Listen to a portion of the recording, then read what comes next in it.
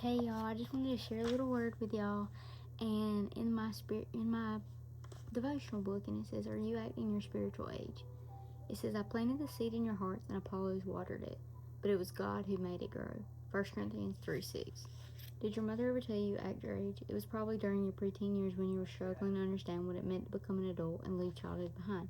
It seems like the Corinthians were having a similar struggle on a spiritual level. They just didn't get how to act their age spiritually. Paul used several metaphors to make it clear to them.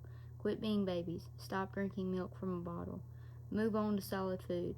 Paul was frustrated with their childish behavior. Instead of concentrating on evangelizing the city, the believers were arguing over who was the better evangelist, Paul or Apollos. Who cares, Paul said. We are both field workers for the Lord, each with its own task. I plant the seeds, Apollos waters them. Together we both desire that these kernels of faith will sprout roots and mature into a great harvest.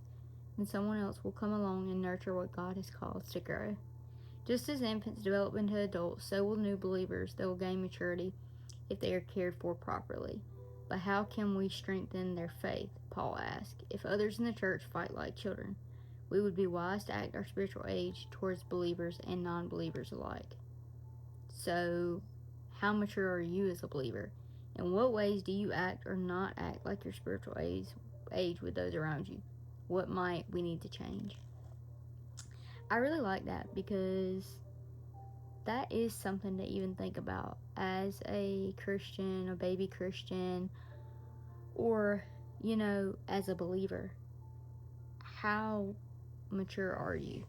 We have to strengthen other people's faith by the way we strengthen other people's faith just by the way that we act and the way that we carry ourselves as believers.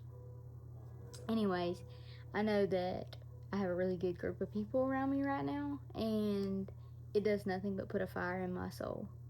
So I hope that I can do the same for somebody else.